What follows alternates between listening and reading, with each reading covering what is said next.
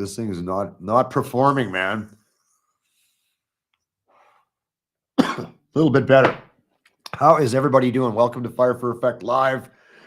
September 11th, 2022. It's 21 years since that tragic day, 9/11/2001, with the Al-Qaeda terrorist attacks that changed the trajectory of everybody on this show's life. We're not really going to get into that shit today. Hey, Ryan. We covered that. We covered that last year when we did the interviews. 1 year. 1 year. Let's bring the boys in no particular order. Here we go. Mr. Bryce Hooper, Mr. JT Ferris, and Mr. Morgan Warren. What's going on, boys? We got one viewer. Everybody? Fuck, we're killing it here. I'm good. Ryan Perry. Ryan, you gotta come Saskatchewan veteran. We got to talk about Mr. Perry and get his ass on the fucking show. Hey, Cal. Yeah, he's ready for next Thursday, he said. Thursday? Or Wednesday. Sorry, Wednesday. Yeah, Wednesday. Thursday, you're out doing your thing.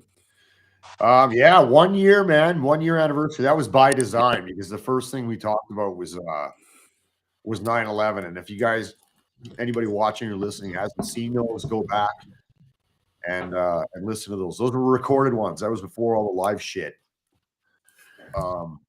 Which I want to do recorded ones first, like interview style. So that's the first three we did. And that's the only three I've done is with you three guys.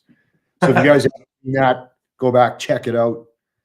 And there's my man, Positive Mike. Okay. Just so everybody knows, Positive Mike actually fucking makes really good beer. I keep talking about his gear and not the beer. Well, here's the beer. I'm drinking it right now. This is the Black Mud Creek Lager. I don't know if you can see that very well with this lighting, but it's pretty fucking good beer, Mike. I've crushed through a few of them, and they're not bad. That's bullshit. I'm coming over to your house, Chris. I want to taste this beer. God damn it. Yeah, I got a whole variety pack, but they're going quick. So don't hesitate. Act now. Act today. Well, not today. I'm going to bed after this. I'm a mess. I'm going to hide under my Does Mike make non-alcoholic beer for those that don't participate?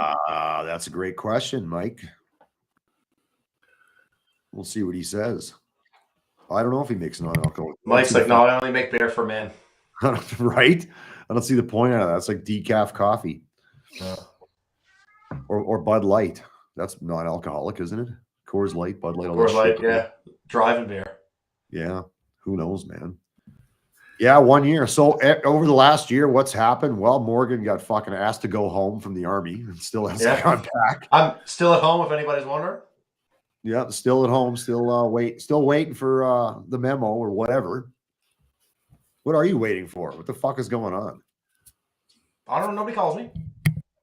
Okay, as long as they keep paying. It's kind of funny, actually. I was I was hanging out with a few of my old snipers there this weekend, and one of them actually works in the brigade headquarters, and he had an individual that was in brigade headquarters that was in the same position similar position as me. He was sent home, and that guy's back at work, like no vaccination, no nothing, and they're like, yeah, man, it's all over, come back to work. He's like, what about you? I'm like, nah, man, I'm still at home hanging out doing nothing. He's like, weird. He goes, I don't know what your unit's doing, but yeah, that's on a unit by unit. There was no clear fucking direction. No, it wasn't. We beat this shit to death, but yeah. So Morgan's still chilling at home, drawing pay, pensionable time, fucking good enough. JT switched jobs. He's in clandestine ops. Yeah, how's the new gig? It's awesome. I'm nailing it. So you're nailing it, killing it. Can't really say much more than that, but yeah, just enjoying it. Able to just support my family and do what I need to do. But that's really it. That's all. And Bryce has got a new initiative on the go called Above Your Service. I actually remembered the fucking name this time. Fuck yeah. Yeah, we served with team this last Thursday. They just broke before and this year. It's rather large. As the initiative itself, the street organization Water Warriors was started over the COVID pandemic to the access of water for the unhoused. Everything was shut off and pulled away for everybody to tuck into our homes. They've been able to now serve over 14,000 sandwiches every Thursday night. And those also go out on Sundays as well too. So our Wednesday sandwich team getting rather busy, to say the least, and those volunteers are knocking it out of the park. Nice. That's good. As for above your well. service, yeah, it also started this year. We went from just being volunteers and so forth to now we actually have a enclosed utility trailer that comes along with us for the street team. Helps our initiative handle clothes and other harm reduction supplies as well too. So that's an amazing thing. I'm able to present over a dozen Valor this year to other deserving veterans. I was able to participate in the hair massacre event in February of last year, and my team was able to raise just over $1,000, which was amazing. And this time last year, your pink hair. Yeah, absolutely. Cool. And then this time I was also for the Flagrance event in Sylvan Lake with combat engineer Chance Burles in remembrance thereof. So yeah, there's been a lot of things that we've done. Yeah, I've been able to work with a couple of universities. You work with some universities. What was that? Oh, that was on the hallucinogenic shit or whatever the fuck it was. What was it? With both medical cannabis and otherwise, yeah. We get over 2,000 patients access to a couple of studies that came out, which was really amazing. 700 veteran patients in the Edmonton area were affected with those as well too. So that was absolutely a lot of fun. That was underneath my Mr. Hooper platform. Yeah. So that's been a lot of bigs has come from last year as well with different partnerships. And Above Your Service is in the midst of signing a contract with Canopy Growth or Tweed to help out with different things on the background of that too. So it's going to help with our street team. So it's definitely big things in the last year. There you fuck, man. You know what I've done this year? Fuck all. This podcast. It took 6 months off work to get this shit done. You know, obviously after the whole COVID gong show. And then I went back to work for a little bit, but it was fucked and there wasn't enough going on. I don't like being away from home. So yeah, I got to get a job. Other than that, we're doing this. We got some good shit coming up for this, the next few months. The Field of Crosses in Calgary, they set up 3,600 crosses off Memorial Drive in Calgary, Alberta, Canada. And they have a sunrise ceremony and a sunset ceremony to remember and honor the fallen Albertans that served in World War I and World War II in Korea. So it's fucking really cool, and there's a ton of energy that goes into it. And I want to film a little mini doc about it. But there's something I want to talk about. Like, the first podcast dropped last year. There is some unedited footage or edited footage that didn't quite make it in. Okay. So JT was the first guest. And he was talking about, if you guys watched it or saw it, he was talking about being at the memorial, right? The Ground Zero Memorial. What's it called, JT? What's the actual name? I don't want to fuck this up.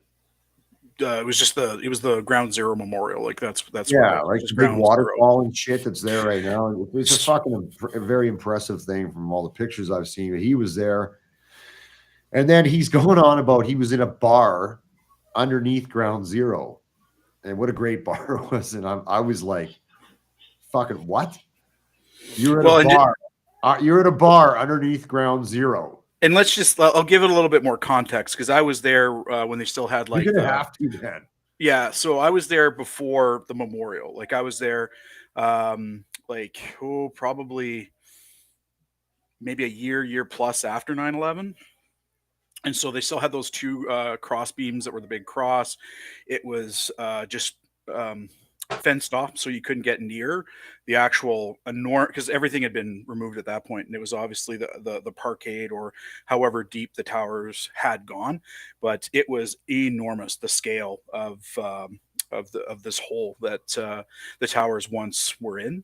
So I had another incident there. I can't really talk too much about it, like on like in this platform, but maybe someday offline.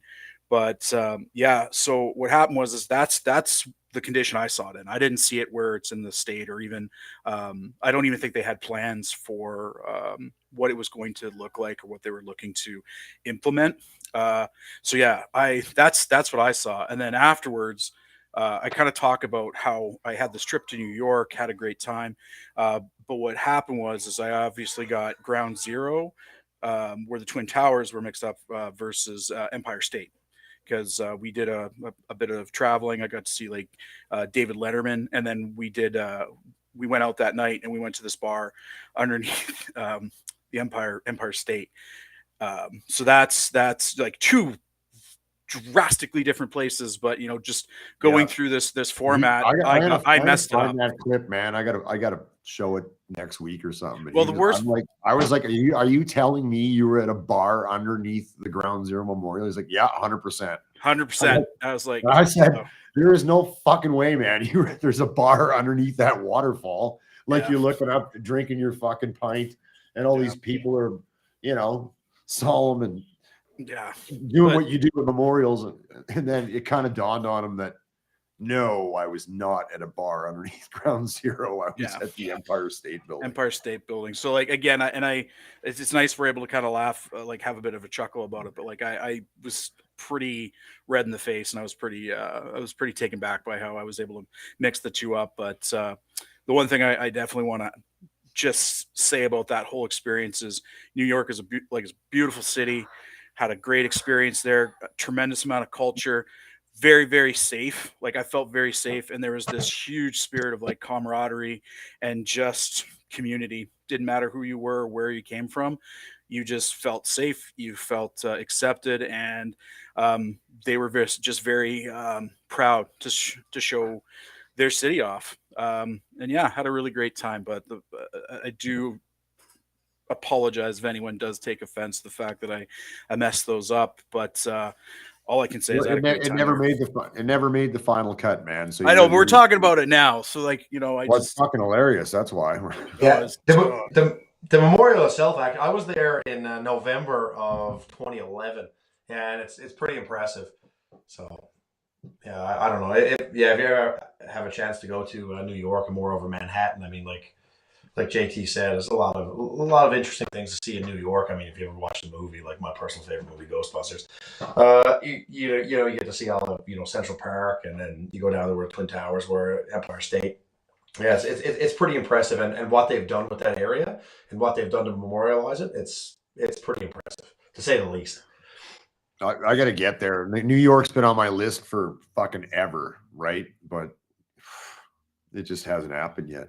And I just have to say, like, the scale, it was enormous. I can't, you have to be there to see it. Like, you can say, yeah, it's like 15 football fields or whatever for the actual size and depth or whatever. Try to scale it. But when you're there and you just see how, like, the devastation that this created, like, and we kind of talked about it on the pod, and I won't go into too much detail, but yeah, I can't explain just how small you felt in comparison to like this area. So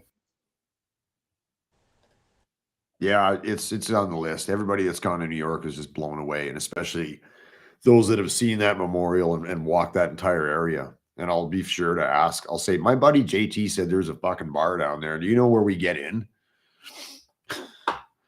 Yeah. Wow. What else? Hey, the Queen is dead. Long live the King. Long live the King. Right? Long live the King. I'm not a big September 8th, Queen Elizabeth II died at, I believe, 96. Is that right? Is that how old she was? Yes, that's correct. 96, and it had a 70-year run. Well, I'm not a big fucking royal family guy. Yeah, she's the longest serving monarch in history for the United Kingdom and Commonwealth. That's crazy. Well, with her fucked up family, man, I would have hung on too, you know. She's a great woman. She did some amazing shit. And JT's got 15 fun facts about the Queen he's going to share with us. And then we're going to talk about Chuck. So JT, let's hear the fun facts, man. Let's just see if I can get through all 15. So, number one, Queen Elizabeth was born at 2:40 a.m. on the 21st of April, 1926. She was crowned queen on the 2nd of June, 1953. She was the longest reigning monarch ever in Britain. As queen, she was served by 15 UK prime ministers. Her favorite dogs were corgis. She was the only person in the UK allowed to drive without a license. Interesting. Actually, I think she couldn't get a DUI then. True. It's true. Queen Elizabeth had 2 birthdays. Her actual birthday on the 21st, which was the official, and held on a Saturday in June when the weather was better. That makes sense, actually. They just held it on the 2 days. Her birthplace is now, birthplace is now a fancy Cantonese restaurant. That was number 8. Queen Elizabeth II first sent an email in 1976. She had many hobbies, including horse riding, pigeon racing, football, and and she was an Arsenal supporter as well too. Queen Elizabeth became a homeowner just at 6 years old. And you know what, Chris, just to kind of add to that, like that's kind of carries on with the conversation with Ollie. Like I figured for sure he'd be a homeowner out the door by now. He's 9. In her lifetime, Queen Elizabeth II sent out 50,000 Christmas cards. She owned an elephant, 2 giant turtles, a jaguar, and a pair of sloths, but she didn't own a tiger. Princess Elizabeth made her first radio broadcast in October 1940 during the Second World War. Even the monarch went undercover sometimes. On a recent low-key trip to Scotland, she met some American tourists while walking. Actually, that's a pretty cute story. I won't get into it here, but where she was just mistaken, like they didn't recognize she was the monarch and took all these pictures. So she always liked to travel just kind of in that low pro, but I got through it. 15 facts about the monarch. There you go. Hey, we got our first question. We're not doing Ask an Army Guy yet, but it's a fair question. As military, do you swear into the Queen? So I guess that's the sign, the dotted line. I don't remember what that fucking thing said. Do you guys know what it said on it, word for word? You're pledging allegiance to the Queen, though, yeah. Oath of allegiance, whatever it is. You want another fun fact about the Queen? Because being in the army and being a Patricia, Lady Patricia, Countess Mountbatten of Burma, so the second Lady Patricia was the Queen's cousin. She was older than the Queen. She passed away. A few years ago. But Queen Elizabeth II, she was a bridesmaid at Lady Patricia's wedding in the 40s. Wow. Yeah. You guys are just filled with royal knowledge, man. And I've actually been to the UK. I've been to Windsor Castle. It's pretty impressive. It's pretty cool. I've been to Buckingham Palace, all those places. Definitely, much like kind of going to New York, and it's wild in the history. Yeah, same thing. Like when you go to the UK and you go to Windsor Castle, go to Buckingham Palace, you go to all those places, and it's it's impressive to say the least. Yeah. So to answer that question, yes, technically we do, because the Queen, now the King, is the monarch, head of state of Canada, like all Commonwealth countries. So I just can't remember the exact wording that was on the oath of allegiance, but I'm sure some of that shit's in there. It's got to be. Do you guys? Oh, is it? Okay, look at that. See, Ryan's on fucking point, man. We got to get him producing. There you go. This is a sensitive subject, right? Do you care about the royal family, or like, is this I'll answer this last, so we'll just kind of go around the horn here. So what are your thoughts, Bryce? You can go first. We're going to go clockwise here. Did you smoking that bong about? I'll go first so that I can create some conversation. Absolutely. Sure, man. Let's make a little racket. Go nuts. Yeah. 100%. My honest opinion, pardon me, the entire family should be abolished, held accountable for their crimes and what they've created throughout the times. So Yeah, I told you I was getting some conversation here. I apologize. I've never been a fan of a family who thinks that they're better than everybody because of the blood that's in their veins. Nor do they, they don't have real jobs. They own property because their family built shit back in the day on it, and now the country has to pay them because of it. None of it makes sense. Like, you read that they changed their last name from a Russian last name in the Second World War because it was or German. Sorry, yes, my apologies. Saxe Coburg. Yeah, it was the same as the bad guys. Yeah. So I'll go next. I mean, lots of people change their names though. I mean, 50 Cent, that's not a real name. Yeah. I don't know. I'll go next. Sure, man. Yeah. So if you actually look that up on Wikipedia, you look up Saxe Coburg. Yeah, they changed their name to Windsor just after the First World War because a couple of years there in the mid-teens, the Germans had a bit of a sordid affair in Europe that most of us are aware of. But they're kind of they're like the Saxe Coburg family. They kind of had they ruled like, I think it was like Belgium, Germany, a bunch of other places. Anyway, you look it up on Wikipedia; it's pretty interesting.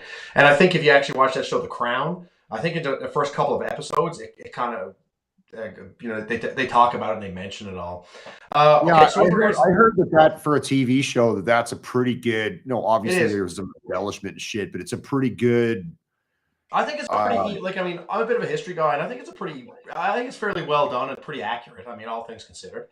I think I'm going to watch it now, just out of shits and giggles. My take on the royal family. It's not that I certainly don't dislike the royal family. So I guess I'll lean towards that. I do like them. I'm not going to sit here and say that I love them.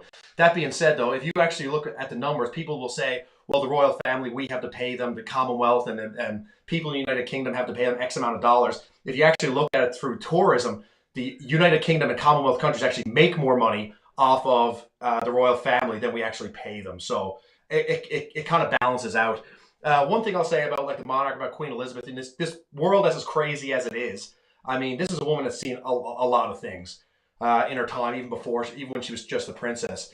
I almost think that she brought a kind of stability to the world. She didn't pipe off. She wasn't crazy.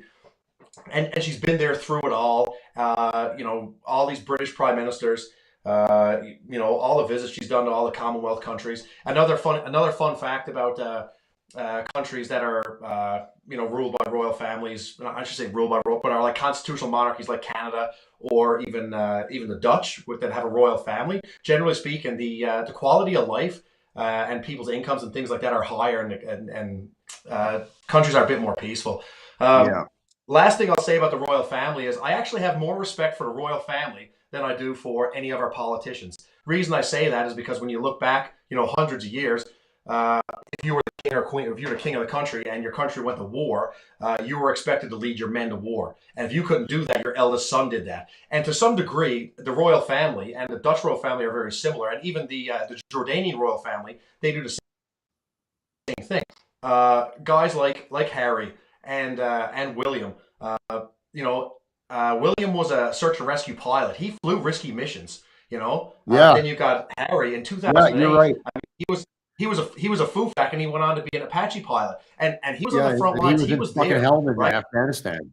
Exactly, and he was there running. He was there running and gunning with the rest of us. And to come from a family like that, he could have easily gotten out of doing that. How many of our presidents of the United States in the last 50 years? How many of our Canadian politicians in the last 50 years, with the royal family, with all their money and all their privilege, they did not have to do that, but they set an example. Right, so I have more respect for those people than I do for a lot of our elected officials that are willing to sign on a dotted line and send people like us to horrible places to do even worse things. Hey man, I've seen fucking combat arms, regular force, senior NCOs find ways to get out of deployments. So you're right. I'll say to the royal family, I'm not saying that they're perfect or anything like that, but man, my hat's off to them. Here's a something kind of funny. All these last years with, Truth and Reconciliation and the mass graves and all these things and colonialism is the devil and blah, blah, blah. Now, every fucking politician and every celebrity in fucking Hollywood is fucking crying, oh, the queen. She was a doll. All this, she should be honored. I'm like, you fuckers. You can't have it both ways, right? You know, Oh, as but far they as I'm can. They concerned, as want far it as I'm both concerned, the ways. British royal family and all of these people, you know, and colonialism, like, I don't know, man. I mean, the world's a dirty place. The world's a hard, dangerous place. And I don't know, man. Like, look around. Like, we're living pretty good. Well, you know, the British Empire, you know, kind of brought some of that stability to the world. Whether you know, was it, you know, did they do it, you know, through the barrel of a gun and the point of a sword? Yeah, probably. But hey, man, that's the world we live in. I mean, it's not pretty, but here we are. You're not wrong. So, You're not wrong. so you know, I'll understand that piece. I mean, they God's, were, you know, so they like were the last. They I'll were stand the there, last hand on my family heart. God save the that queen. actually done any. Let the Well, bitch. she's downrange, man. So God save the king. God save the king. You know what I mean? Yeah. Bryce, go ahead. Yeah, you guys have both valid, albeit semi-opposing points of view, and that's fine. That's what the whole point of this fucking platform is, right? Actually, JT, you're up, man. What are your thoughts? Or are you like, fuck, I don't even have an opinion now, man? Well, again, very polarizing, but I think this discussion pretty much leans on what the entire world is looking at, or their perspective on this. So you have people that are, and I'll even say with my experience, like when I heard this news, I was upset. You have people that are upset, and then you have other people that are like, "Yep, I'm happy it's over." You know, with colonization, they don't feel like there's any importance or that the monarch should have even been involved, or the UK should have been involved in their business, regardless. But if we kind of look at it with a Canadian lens, they are still intertwined very much in our legislative system. We still do need approval that'll go up to, now in this case here, the king for legislative review and also authorization. So they are embedded in our parliamentary system and in our legislative system. So for me, the one thing I can say, or that I've seen, is I truly do enjoy a parliamentary system versus like a democratic system, as crazy as things are getting right now. Whereas at least it's the best form of democracy that you can have in place, where at least you have a separation or division of authority. But eventually, if things need to be escalated, then there is that ability to actually access the monarch. So regardless of everyone's perspective, I can appreciate those things, that the Queen and the monarch, and just being a Commonwealth country, we've been able to receive some of those benefits. And I know it ain't perfect here, but I still, hand on my heart, I think Canada is the best place to live on the planet. So yeah, that's the one thing that I can kind of say in the lens that I'd put through it. The other thing I wanted to mention as well too, during World War II, just some additional facts I was able to pull up. She basically was a mechanic / driver and was able to take like engines apart during her training. And again, that's just some quick overview facts that I found. Yeah. Just for whatever reason, I thought she was an ambulance driver, but she was a driver World War II. She didn't need to get a license, man. Well, no, she drove in like World War II. What I like? think it's fucking great. I'd go partying with her back in the day, right? She's Driving. the DV, man. She got shit fucking tanked. Yeah, we're good to go. So that's all I'd offer to this. I don't have anything nearly as hard hitting or some pretty. I'm like your average Joe fucking Canadian, so I'm going to take the complete vanilla middle ground. I don't know enough about the royal family, and it's not a don't give a shit attitude. It's more of a, I don't know. So I'm not going to like fucking shit on it, or say it's a waste of time and money, or say it's just all figurehead bullshit based on, the history of this country. I would never say that. Bryce ninja'd in and out. All the bullshit in the media, but all the fucking media crap surrounding the family and all the controversy and that. It's like, that's just like the Kardashian bullshit to me. I don't care. I thought Queen Elizabeth was awesome. Never met her. Never got to see her or anything like that. Didn't have any direct influence on my life, maybe indirectly, but whatever. So now we got King Charles, and he's been waiting a long time. Like, how long is he going to be around for? He's got an interesting. Here's what I did look up for shits and giggles. Every king named Charles has not had the best go. Okay, the King Charles the First, they fucking killed him. He shit the bed so bad, got him into all these fucking wars and shit, and they went fuck you, and they fucking executed him. I'm like, that's awesome, good for you. Why can't we do that today? And then King Charles II was known as the Merry Monarch, and he's I guess so. If you're King Charles II, you got to be looking at what the fucking last King Charles did. When fuck that, I'm not following that guy's formula.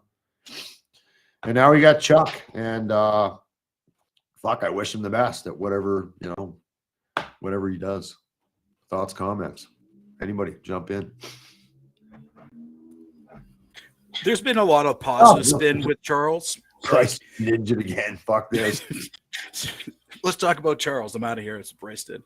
But, there's been a lot of positive spin. I really like his communication platform so far, and just really thanking his mother for these opportunities, for the lessons that she was able to teach him. And again, there's just some really nice stories that have been coming out where, Charles would be waiting outside to greet people, just to say hello, get soaking wet if the weather's terrible out there. So those are nice stories, and that we're hearing.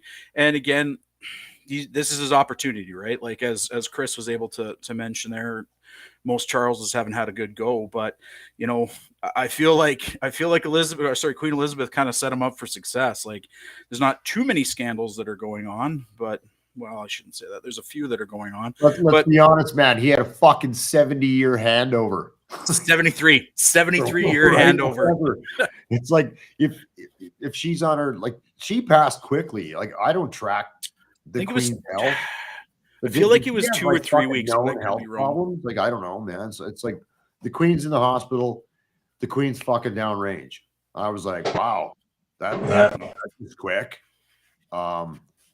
But yeah, if I was on her deathbed looking at Chuck, I'd be like, if you fuck this up after the fucking longest handover in the history of the fucking entire royal family, you're a fucking loser. And then she was gone.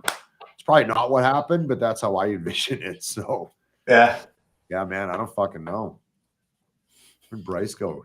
He's got fucking shitty internet. We gotta.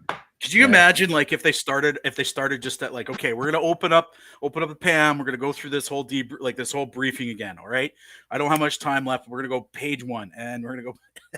Like, could you imagine if that was like the final conversation? It wasn't like dismissive. It's like, no, we're going through this again. Like, Charles, he go through I know where this is gonna go. Course or something? Like, is there training on what you got to do?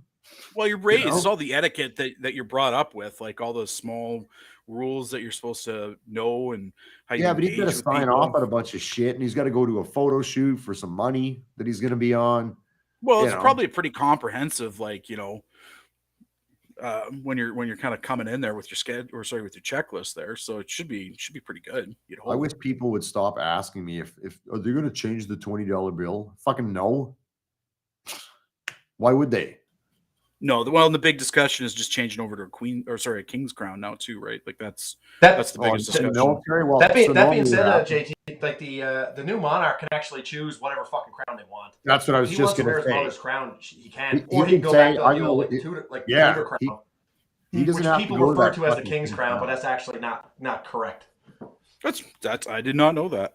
Yeah, it's not. That being, I mean, come on, you're the fucking king. You can do whatever the fuck you want, right? Who's going to tell you otherwise? Sure.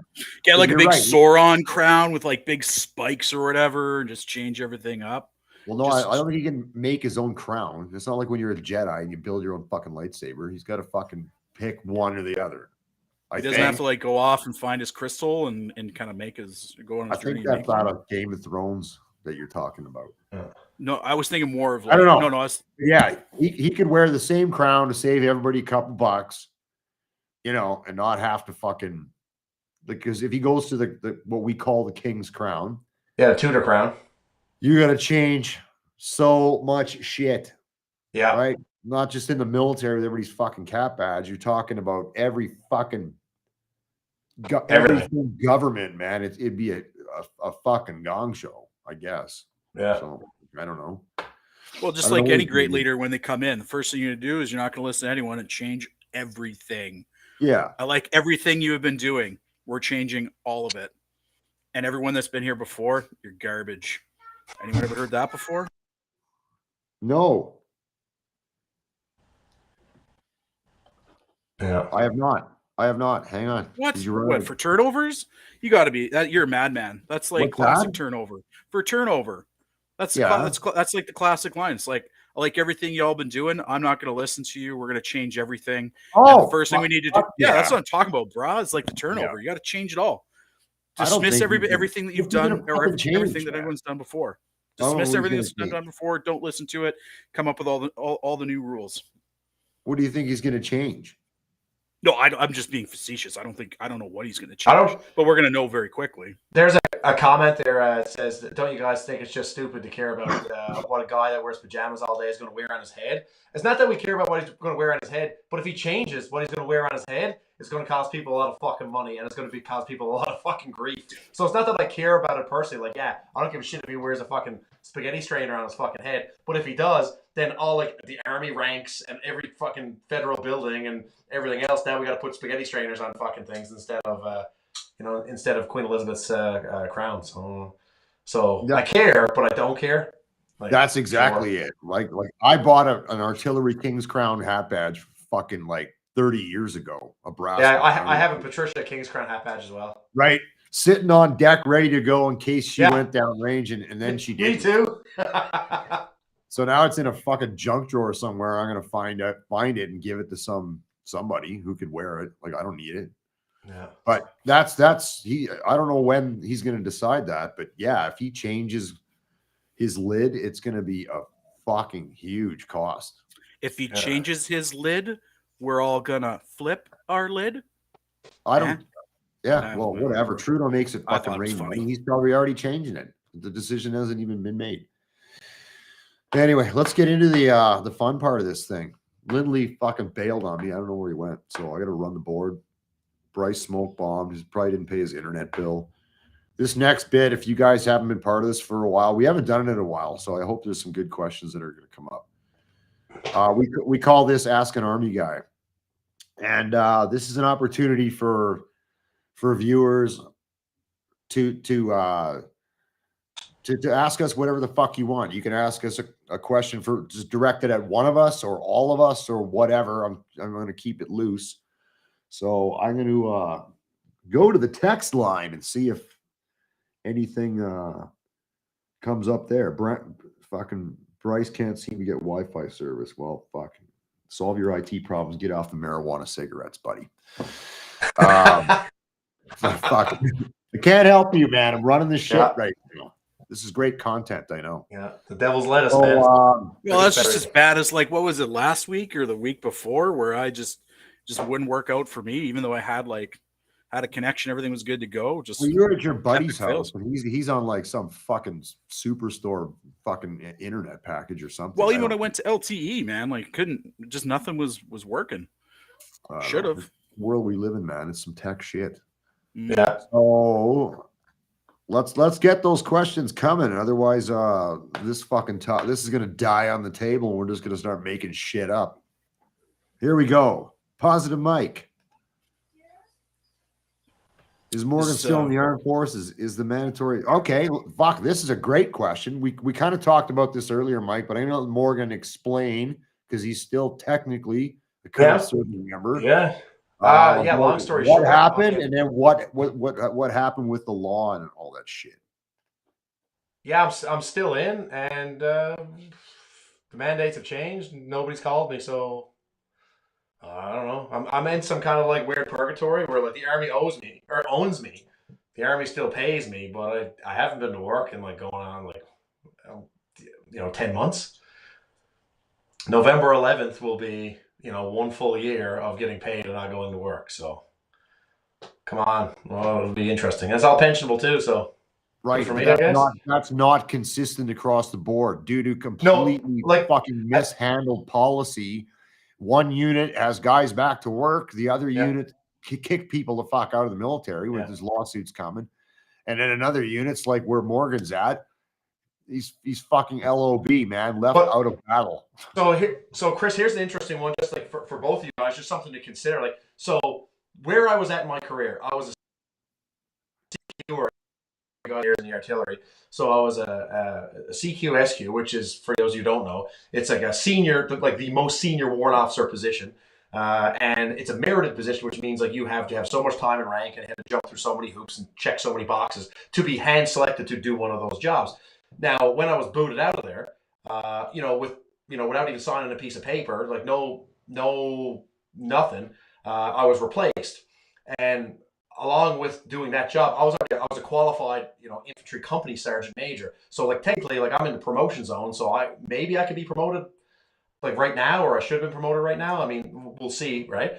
But if they brought me back to work tomorrow, now we're this year, they've done all the posting plots and they've flown guys in and moved guys' families from all over the country to fill these quartermaster positions, these sergeant major positions. If they brought me back tomorrow, they're going to promote me to MWO, or they're going to have me as a senior warrant officer. They don't have a position for me.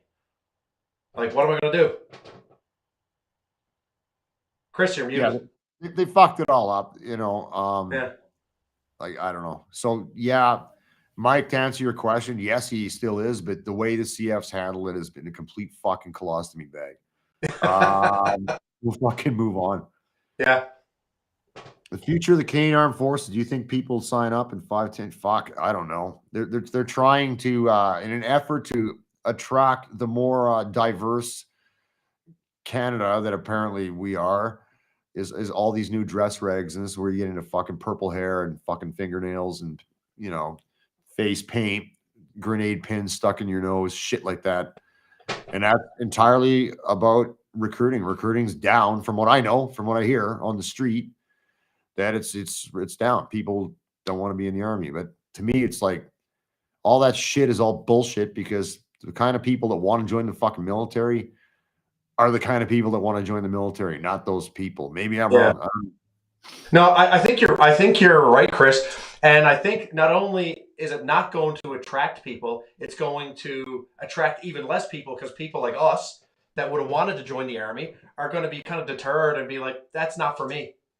And I think things are going to get a lot worse before they get better. I agree. I mean, and it feels to me, and I could be completely out to fucking lunch here, but it feels to me every time we have a liberal or left government who's handing out more money to everybody that doesn't want to work or whatever, there's less people in the military than when we have a right government. And that could be complete bullshit. Anybody can call me out on that all fucking day. I don't know.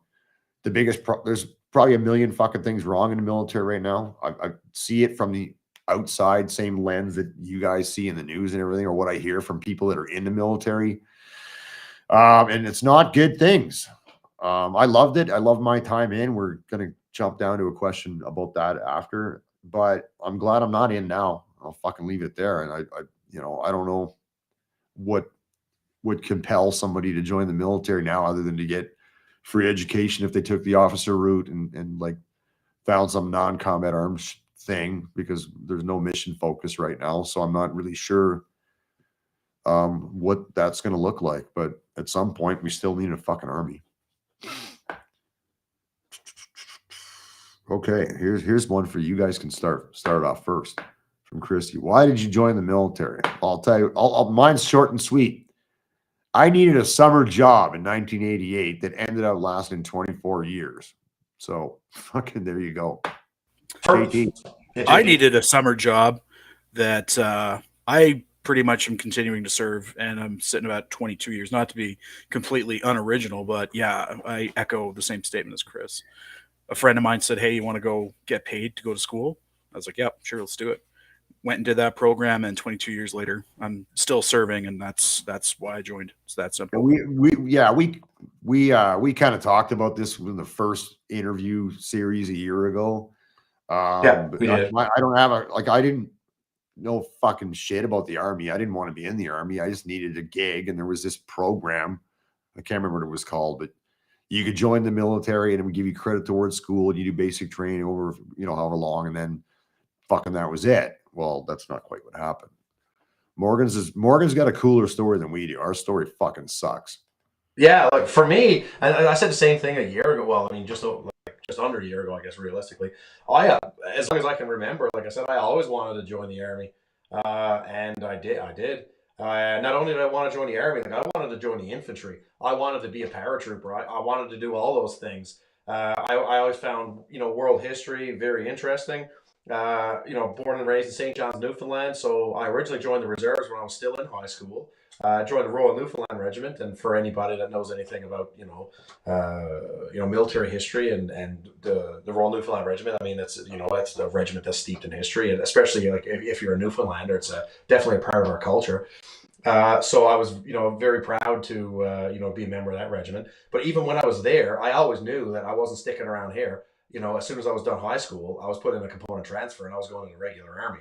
And the reason I ended up out west as a patricia instead of a member of the Royal Canadian Regiment is when I went to the recruiting center, they essentially said you could be a patricia like next week, or you can be a member of the Royal Canadian Regiment in like 8 months. And I was like, I guess I'm going to be a patricia.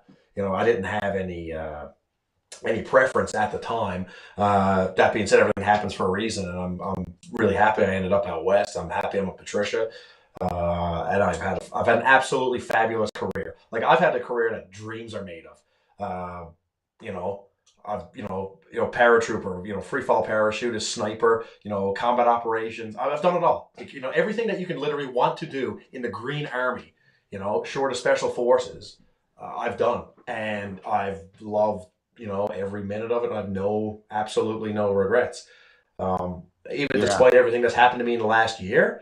I don't really shit talk the army that much. I'll shit talk a few people and leadership, but like the army as an institution was amazing. Well, that segues to Cal's question. How did serving change your life for the better? Because you can piss and moan about injuries and PTSD and shit, which tends to get the attention. How did it change your life for the better? Because I can fucking tell you, it is most certainly, to put it in broad strokes, my entire time in the military and all the cool ass shit I got to do, it was 100% why and who I am, good, bad, or ugly today. Like fucking 100%. Yeah, I could add to that there, Chris. Like it was nice to actually kind of see you on the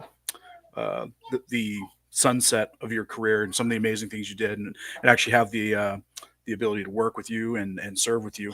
And yeah, I echo that statement. Everything that I am today is based off of the training, based off of everything that I did with my time in the CF. And again, I just want to make sure everyone's clear that primary reservist bounced back and forth from Class A, Class B, so part-time, full-time employment. But the big things for some simple messaging: resiliency, system thinking, time management, and again, the ability to move mountains. It's that easy. If you needed something completed that was almost impossible, or most other people would just tell you, yeah, that's not possible, we're the people that would look at it, start breaking down that problem, and then come up with solutions for it. Although I can't come up with solutions for my background noise there. But, that's the thing. Like, that's what this organization will do. And if you even really need something else to kind of to frame the CF, again, ultimate liability, very, very loose and fast policies. Everything's at the discretion of your leadership. So your commanding officer, they're the person that's in authority that's going to take on that liability to complete the mission. But again, when you have broad arcs and you're given a problem where it's like, I need you to, let's just go back to move a mountain. I need you to move the mountain. You just basically come back to your leadership group with any and all solutions or any and all possibilities to solve that problem. And if it works out, it works out. And sometimes you can do some pretty cool stuff when you're given those opportunities. So for me, just so that everyone can have a good idea of like what you're going to get out of this organization, that's what you're going to get out of this organization. There you go. Okay, this next question from Mike. This is a fucking great question. For those of you that don't know where Morgan's studio is, it's in his shitter, and it's an awesome setup. Yeah. Why do I broadcast from the shitter? It's like it's an unfinished bathroom in my basement, and it doesn't really get used, and I needed a quiet area where I could kind of set things up, set up a bit of a background. And it just kind of worked out. And, other than Chris always showing the picture, which is definitely funny, and that's why I send them pictures. We can continue to show it how ridiculous it is, and I guess how anybody can set up the shittiest space in the world, like literally. I'll get you one of those do a hemorrhoid podcast. donuts for Christmas, man. Yeah, just it just kind of worked out. It's become kind of a joke. It's kind of like my signature, so I just kind of keep it here now. It's kind of funny. It's kind of a joke. I like it. I love it. Okay, I don't have kids, so you guys got to field this one. Morgan, what you should have said is because it's a better setup than what JT's got. That's what you should have said, right? I was debating. Before this started, I was looking at my bathroom downstairs. I'm like, I think I can make this work, but it's the same thing. It's like the only space that you have that you're not going to be interrupted. You can close the door and isolate yourself. You got some acoustics, man. I like the background noise there. So maybe run some water in the background. But yeah, I just wanted to say you should have jumped on it and just thrown me onto the bus there. There you go. All right, kids. You guys have kids, right? Yeah. Okay, you guys got to field this one. JT, would you let those wild kids that are running around in the background join the military? Would you think that's something you would steer them towards? I'd leave it up to them. They are. Here's the thing. So we just started parading again. My wife, she's also serving member as well too. She's wearing her uniform. Kids see her, and you can already see like just their deportment's different. They're willing to listen. They're kind of excited to say like, oh, you guys are going to go do some Army stuff. That's probably the best way to put it. And that's something magical to see. And some of us have seen those kind of interactions like on ceremonies, parades, whatever, right? But if they want to fall in love with the organization and have that beautiful romance where it's like, I'm going to serve the country, I'm going to be selfless, I'm going to try and do my part and really have a good understanding of the concept of serve and service, I wouldn't step in their way. So to answer your question straight up, I wouldn't have any issues if they were looking to sign the dotted line, but they would know the consequences. They would know what they're getting into. And if they still wanted to do it, allons-y. There you go. Morgan. Yeah, no, I'll agree with JT on that one. I'm not going to get in their way if they want to do it. And I mean, quite frankly, I've said this to a few like nieces and nephews. Like, hey, if you don't know what the hell it is you want to do with your life, like the military, whether it's the Army, the Navy, the Air Force, is a great place to figure that out. Because you could join, you could join the armed forces and you do your 3 years, and you might fucking hate it, but at least you'll know what you don't want to do. But at least you're getting paid. At least you're getting paid in the meantime instead of living in my fucking basement. Or it turns out you love it and you make a career out of it. I think that it could definitely help a lot of young people grow up, and I wouldn't even be against like if there was some type of mandatory service, like they do in some European countries. I don't think it would necessarily be a bad thing. It'll definitely give you a bit of perspective on life, and I think it's good for anybody as long as they want to do it. You kind of hit it on the head. If your kid doesn't know what they want to do, which is like a lot of kids these days, it's a dynamic fucking world we live in now, especially in the job market. Go find out what you don't want to be. Go be a 031 shovel tech and see how, if that sucks for you, then you can go become a photo tech or whatever, right? I can't even remember the count of how many trades there are in the military, but you'd be surprised. And if you go to the forces.gc.ca website, it'll tell you all about it. So this is if I had kids, I'd make the little fuckers go into the Army for 3 years. Okay, Mike's got a long one here. What has any government in the last 30 years, this is sounding positive already, done for the Canadian Armed Forces? A whole lot of hot air when they're out stumping, but sweet fuck all when in power. Yes. We got a lot of new shit for Afghanistan. We got a lot of new kit. I don't know. You guys. Yeah. I don't think the reason we got the kit, Chris, is not because of the government at the time, because the Liberals sent us to Afghanistan. The Conservatives got us out of there, and we got some of that equipment under the Liberals. We got some of that equipment under the Conservatives. But at the end of the day, the reason we got the equipment because we were at war. And now that we're not at war, you're seeing these cutbacks left, right, and center. Like they're not at war. Like it's everybody loves the Army when we're doing badass shit. But when we're just kind of sitting around and really now all we are sandbag fillers for fucking floods. Well, Nobody when you gives a got shit when about you us. got to justify the $20 billion or whatever the price tag was for Afghanistan, which ultimately fucking that idiot Trump handed back to the Taliban, people have no appetite for military spending because the whole, when you look at a fucking, not to get too fucking political about that, but that's what it is. When they don't want to spend, people don't want to see money spent on the fucking military. Well, when you're in a 10-year war that cost, the cost of human life that ultimately fucking failed. So you can definitely see them saying, well, you know what, we're not going to do that. Although we did procure some F-35s, which is great, but yeah. So yeah, I don't know.